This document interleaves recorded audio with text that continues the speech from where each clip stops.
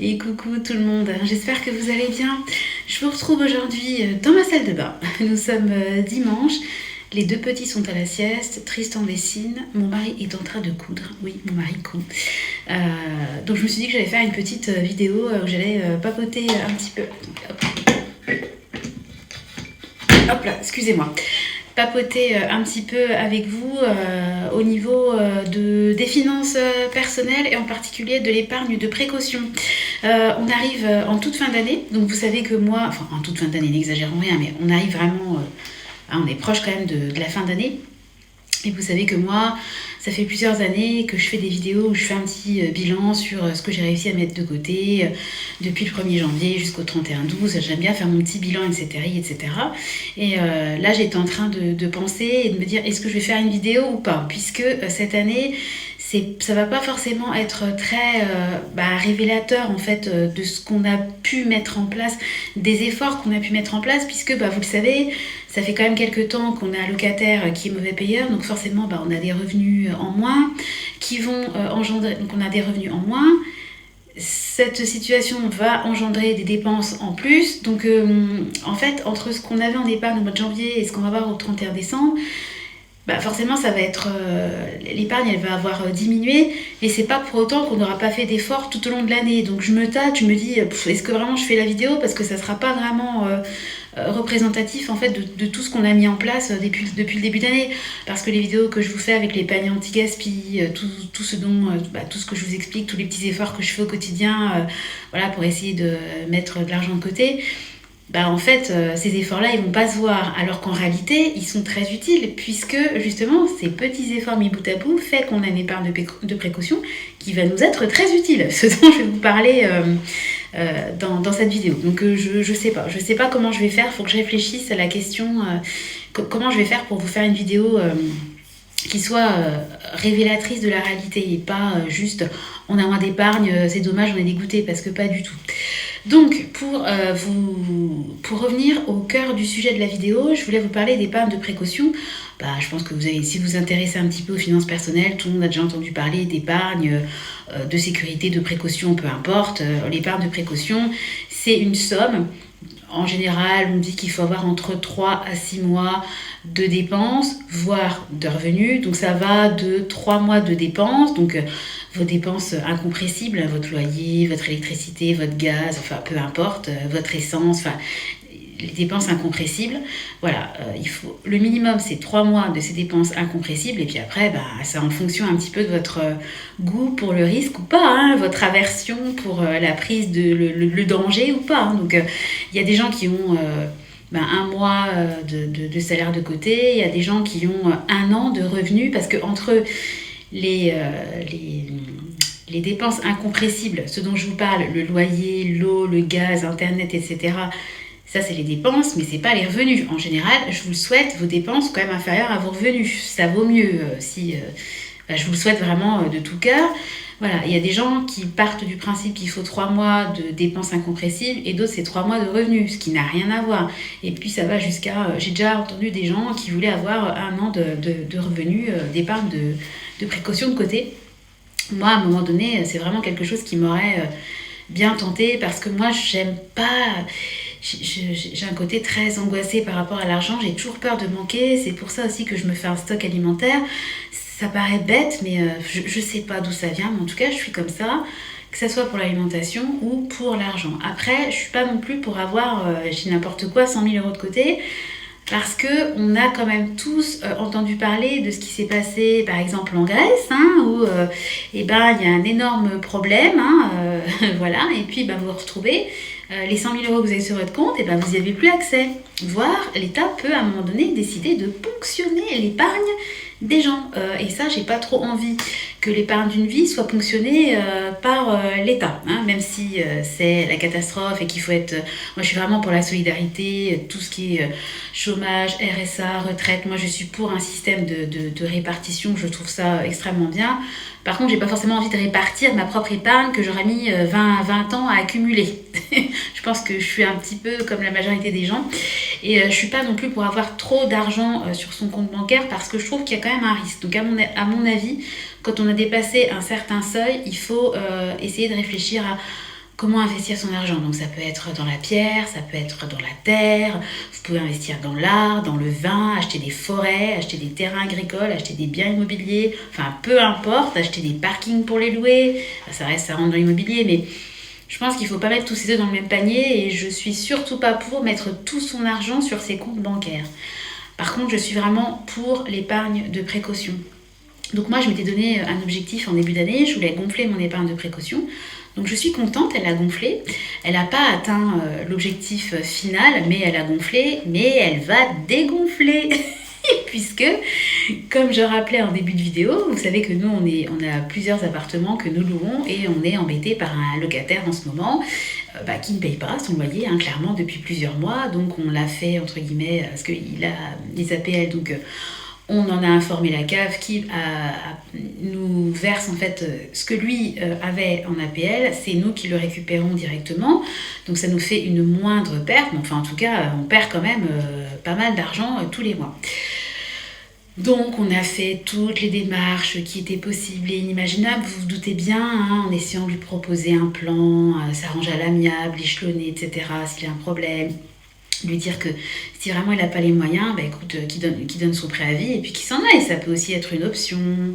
Et puis au bout d'un moment, le mec, il a la cautionnaire également, qui est sa maman, ne nous donne absolument plus de signes de vie.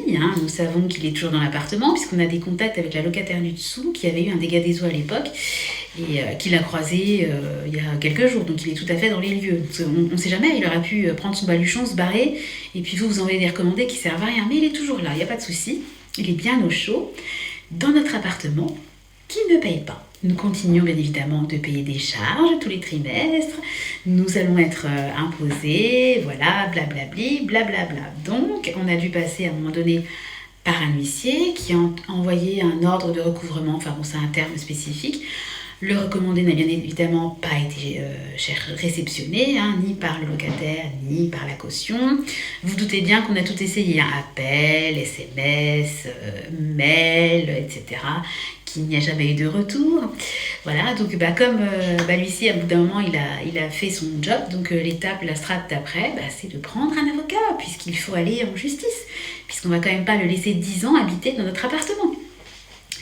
Donc on a vu l'avocat, donc c'est un avocat qui est spécialisé là-dedans, il ne fait que ça, donc selon lui on est bien dans les délais parce qu'au final le temps que ça passe au tribunal etc, la trêve hivernale sera finie et puis en fait en gros il va dégager, mais on va quand même avoir encore de nombreux mois sans loyer. Voilà. Et puis, alors, le fait de ne pas avoir des loyers, c'est un fait, ce qui nous agace au plus haut point, mais je vous en ai déjà parlé.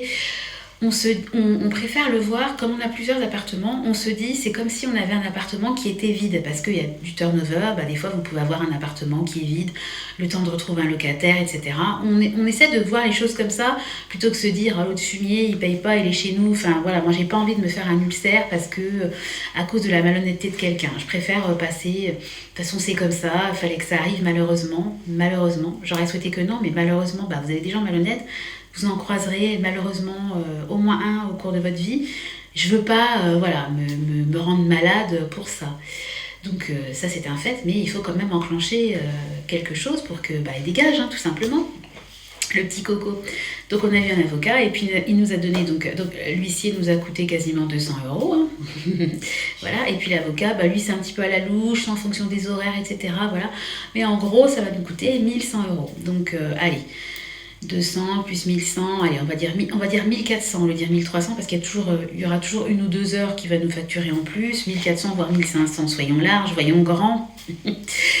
Et donc c'est 1500 € qu'il va falloir débourser juste pour récupérer l'appart, parce qu'après je sais pas dans quel état va être l'appart, c'est encore un autre dossier ça, voilà. Et puis le jour J, il va falloir remandater un huissier parce que une expulsion, ça se passe pas comme ça. Vous n'arrivez pas avec la clé, dégage. C'est avec un huissier, une intervention des forces de l'ordre. Enfin, c'est tout un truc, c'est pas rien. Et tout coûte de l'argent. Et je me dis que vraiment en France, rien n'est fait pour les proprios, tout est fait pour le locataire. L'autre, il en a rien à carrer, il paye pas, il en a rien à foutre. Voilà, c'est pas son problème. Mais moi, j'ai caraqué à payer 1500 € juste pour que monsieur dégage de l'appart qu'il refuse de payer. Enfin, on marche sur la tête, quoi. Mais c'est comme ça. Euh, et donc, en fait, j'en viens, voilà, j'ai encore reparlé de ça et j'aime pas parler de ça parce qu'en fait, ça sert à rien. Il y a juste des étapes à suivre et puis de toute façon, vous n'y pouvez rien, c'est comme ça, la loi est comme ça. Voilà, je vais pas refaire le monde, même si autant vous dire que si j'étais au gouvernement, ça c'est un des trucs qui changerait illico presto, mais je n'y suis pas. Euh, Tout ça pour dire que ces 1 500 euros, on va arrondir ça à la louche, mais si moi j'avais pas d'épargne de précaution, mais comment je fais en fait? Je garde l'autre cinglé là qui est dans mon appart et puis j'ai que mes yeux pour pleurer. Et en fait ça c'est un exemple parce que bon moi c'est un exemple qui est assez pour moi, ça fait vraiment partie de l'épargne de précaution. Parce que moi, j'ai une épargne appartement. Tous les mois, je mets de côté un pourcentage des loyers pour déjà payer les charges, mais également payer des travaux éventuels. Un jour, il peut y avoir un... Je sais pas, il peut y avoir un jour un appartement qui est touché par un ravalement de façade. C'est des gros montants à sortir. Et moi, j'ai pas envie de prendre ça sur mon argent classique. Je me fais un espèce de compte spécial, un peu pro, hein, immobilier, voilà, où je mets un certain pourcentage d'argent de côté pour ça. Mais je n'ai pas prévu en fait de mettre de l'argent de côté pour une expulsion. Donc en fait, pour moi, ça fait vraiment partie, ça fait pas partie des choses d'entretien d'appartement classique. Moi, j'épargne pour des travaux, des charges. J'épargne pas pour une expulsion. Pour moi, ça c'est vraiment un cas entre guillemets auquel personne, enfin, on sait tous que ça peut arriver, mais personne ne veut que ça, enfin, on ne s'y attend jamais. Et un jour, ça vous tombe sur le coin du nez. Et pour moi, ça rentre exactement dans l'épargne, l'utilisation de l'épargne de précaution. Ça, c'est quelque chose là qui nous tombe dessus, qu'on n'a pas décidé, qu'on n'a pas pu anticiper. Et moi, les frais d'avocat, je vais les financer avec mon épargne de précaution. C'est pour ça que je vous disais qu'au début, elle va fondre, voilà, elle va diminuer. Mais je me félicite d'avoir cette épargne de précaution parce que je me dis des petits propriétaires qui achètent un appartement, qui font un emprunt et qui suivent tout ce qu'on voit sur internet. Oui, l'effet de levier, il faut pas acheter cash un appartement, il faut mettre le minimum d'apport parce que c'est le locataire qui va vous payer votre truc, etc. etc. Ouais. Jusqu'au jour où le locataire il vous paye plus et vous êtes en trêve hivernale et vous êtes vraiment dans la galère. La banque, elle en a rien à cirer que c'est la trêve hivernale, que l'effet de levier, que vous avez fait vos calculs, etc. La banque, elle, ce qu'elle veut, c'est que vous lui remboursiez ce qu'elle vous a prêté. Avec les intérêts, bien entendu. Donc moi, je dis vraiment attention à ça. Alors, je dis pas d'être comme moi, parce que moi, si j'avais pu, j'aurais tout acheté cash, même ma résidence principale. Mais je ne suis pas Crésus, donc voilà. Mais dès que j'ai pu, j'ai fait des remboursements anticipés pour avoir le moins d'emprunts sur le dos possible. Et puis c'est même une question psychologique. Je trouve que moins vous avez d'emprunts à rembourser, plus vous avez une espèce de légèreté, une légèreté d'esprit. Parce que voilà, moi je l'ai toujours dit, tant que j'ai un toit sur la tête et de quoi manger, je m'estime quand même heureuse par rapport à un gros pourcentage de la population mondiale. Parce qu'il y a des gens, ils n'ont pas de toit. Ils n'ont pas de quoi manger, ils sont dans des pays qui sont en guerre, ils sont pas en sécurité, enfin je veux dire, voilà, moi ça me saoule cette histoire de locataire, mais comme à chaque fois je me reprends et je me dis non mais attends Sandra, déjà il t'est arrivé des choses graves dans la vie, t'as réussi à les surmonter, tu vas pas péter un câble pour un locataire, ça reste agaçant, je vais pas dire l'inverse, mais voilà, ça va bien se passer, ça va finir de toute façon qu'il va dégager le mec, qu'il le veuille ou non, voilà, et puis nous on va finir par récupérer notre appart dans un état correct ou pas correct, mais bon, c'est que du matériel, on va dire, très agaçant, mais ce n'est que du matériel. Mais en fait, l'objet de ma vidéo, c'est pas forcément de parler de cette problématique-là, même si j'en ai beaucoup parlé, je trouve, trop d'ailleurs, depuis le début. L'objet de ma vidéo, c'est de dire que oui, l'épargne de sécurité, c'est pas un luxe. Pour moi, c'est vraiment une vraie nécessité que tout le monde devrait mettre en place dans la mesure du possible, en fonction de ses moyens, je le répète. Je vous dis pas de mettre 1 000 € de côté par mois, je sais bien que c'est compliqué. Je regardais tout à l'heure un reportage sur des retraités qui travaillaient. Il y avait une nana qui disait jusqu'à ma mort je travaillerai, le jour où je serai plus capable de travailler, tant pis, ça voudra dire que mon heure est venue parce qu'elle avait un fils unique et elle voulait pas en fait qu'il l'aide parce qu'elle avait une retraite misérable quoi, voilà. Et puis un couple pareil, il se levait à 3h du mat pour aller distribuer des journaux pour avoir un complément de retraite, et puis pareil, des grands-parents qui aidaient en fait leurs enfants, donc ils gardaient la grand-mère gardait 3 petits-enfants, dont 2 jumeaux de 6 mois, puis une grande qui avait 5 ou 6 ans. Enfin voilà, et quand je vois ça, je me dis, c'est... Enfin, c'est terrible quoi, je me dis, waouh, la vie peut être quand même très compliquée et on peut vraiment, dans ces vieux jours, espérer avoir une jolie retraite, etc., profiter et au final, ça se passe pas du tout comme on l'a prévu.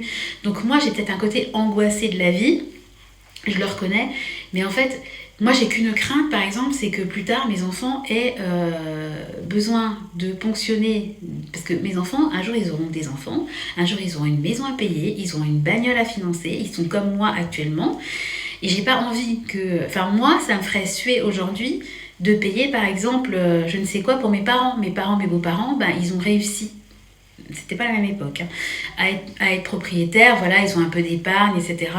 Bon, et si un jour, malheureusement, je leur souhaite pas, mais ils doivent être placés, eh ben, on va pas se retrouver, nous, on va pas être sollicités, nous, pour financer leur maison de retraite. Et moi, ça serait vraiment pour moi, c'est que moi, vraiment, j'ai vraiment pas envie de ça pour mes enfants, quoi. Mes enfants, moi, mon objectif, déjà, c'est de leur léguer quelque chose. C'est surtout pas qu'ils doivent payer pour moi, quoi. Que ce soit pour ma maison de retraite, pour mon enterrement, peu importe. Alors, j'en suis loin, je touche du sein, j'ai du bois, voilà. Ça y est, c'est trouvé.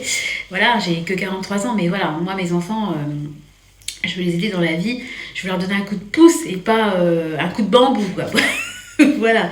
Donc, moralité, je trouve qu'il faut que l'épargne, que ça soit épargné pour des anniversaires, pour des choses bien prévisibles.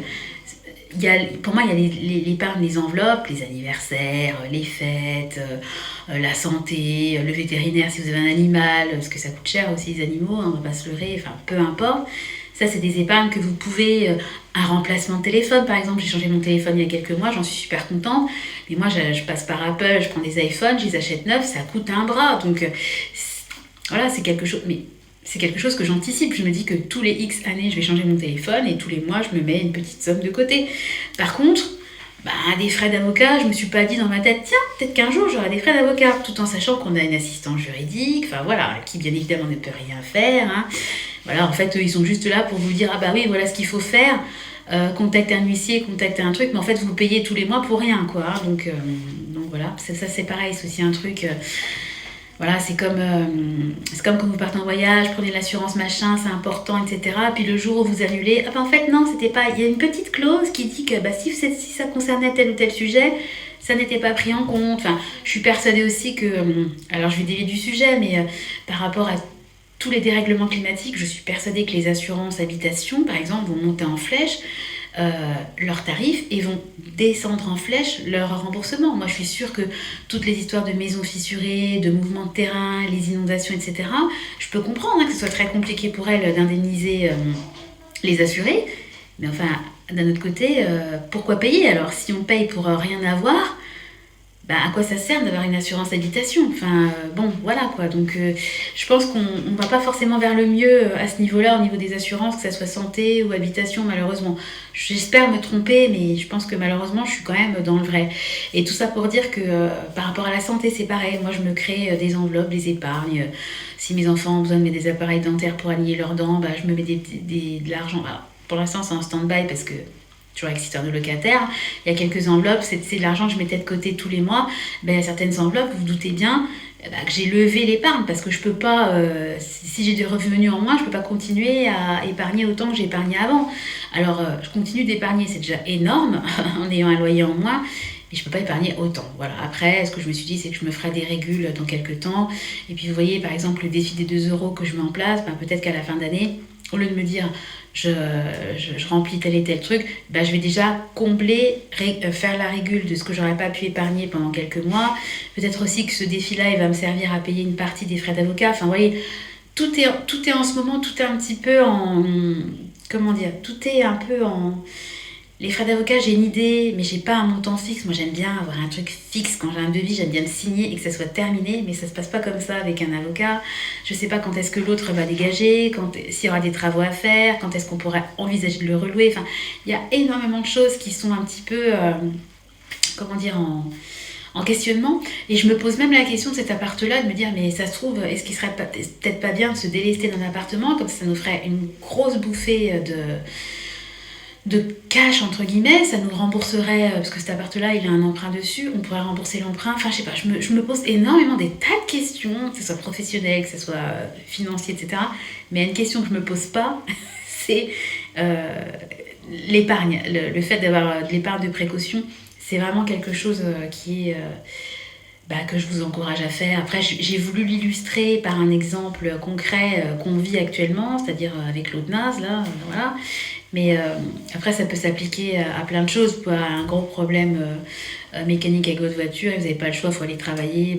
Voilà, il va falloir aller soit gratter dans vos enveloppes, soit ponctionner de l'épargne de précaution, à moins de gagner 10 000 euros par mois. Et puis là, voilà, les 3 000 balles de frais de réparation, il n'y a pas de souci, vous pouvez les payer cash. Mais je pense pas que c'est la majorité des gens. Enfin voilà, je trouve que c'est quand même très, très, très important. Et selon moi, ça le sera de plus en plus, de se prévenir quand on voit tout ce qui est en train de se passer au niveau du chômage, des seniors, c'est de plus en plus... Enfin voilà, c'est très compliqué. On demande aux gens de travailler de plus en plus longtemps. Mais en réalité, quand vous êtes une nana, que vous avez dépassé 55 balais, c'est très... Enfin, une nana ou un mec d'ailleurs, c'est extrêmement compliqué. Voilà, je le vois mon mari dans son job, il cherche quelqu'un, et ils ont des CV de personnes, d'hommes, de femmes passés 50 ans, et niet, non. Les autres, ils veulent quelqu'un de jeune, parce qu'ils n'ont pas envie de former quelqu'un pour qu'il se barre, etc. Ce qui est nul, parce que justement, la personne, vous recrutez une nénette de 25 ans, il y a de fortes chances que peut-être elle tombe enceinte, qu'elle se mette en pause pour élever ses enfants, etc. Et puis peut-être qu'au bout de 3-4 ans, la nana, elle va se barrer parce qu'elle va trouver mieux ailleurs et puis qu'elle est encore sur le marché, qu'elle est super attractive, entre guillemets, alors que vous recrutez quelqu'un de 50 ans, et la personne, elle va être tellement contente d'avoir trouvé un job qu'autant vous dire que jusqu'à ses 62, 63, 64 ans, elle va pas décaniller et la formation que vous allez lui donner, ça ne sera pas de la perte, alors que quelqu'un de jeune va potentiellement beaucoup plus facilement changer de boîte, parce qu'en plus, on nous a dit, moi la première, j'ai 43 ans, j'ai fait des études supérieures, quand j'étais en école de commerce, on n'arrêtait pas de me dire, vous ne ferez pas votre carrière dans la même entreprise, il faut être mobile, il faut machin, et donc on nous a formaté en fait sur le fait de ne pas être fidèle à une entreprise, donc je ne comprends pas en fait le décalage entre des patrons qui veulent absolument de la jeunesse. En fait, ils voient pas loin, ils voient pas plus loin que le bout de leur nez, ils voient pas en fait la réalité de la vie d'aujourd'hui, parce qu'il y a 30, 40 ans, c'était pas la même qu'aujourd'hui.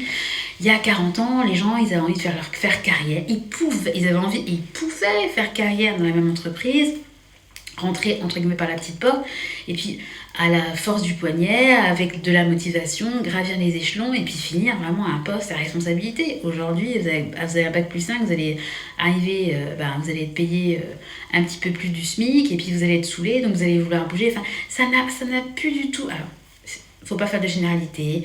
Il y a des entreprises qui rémunèrent bien, il y a des entreprises qui embauchent des seniors, voilà. Je veux pas blesser certaines personnes qui vont forcément penser... Je sais que ça va faire jaser ce que je dis, mais dans mon fort intérieur, je sais que j'ai raison et je sais très bien que la majorité des choses se passent comme je viens de le dire. Voilà, après, chacun pense ce qu'il veut. Sur ce, j'étais partie pour vous parler d'épargne de précaution, j'ai dévié sur l'emploi des seniors, rien à voir. Si, rien à voir, si, parce que n'empêche que les seniors, c'est bien d'avoir de l'épargne de précaution parce que justement les dernières années, entre malheureusement le moment où vous pouvez perdre votre emploi et puis le moment où vous avez votre retraite, ça peut être extrêmement compliqué. Donc pour moi, avoir une épargne de sécurité et avoir un toit payé, quand vous avez ça, vous avez déjà énormément. Voilà, rien que d'y penser et rien que de penser au fait d'être proprio et d'avoir de l'épargne quand je serai pour mes vieux jours, ça me fait du bien. C'est bête, mais ça m'apaise.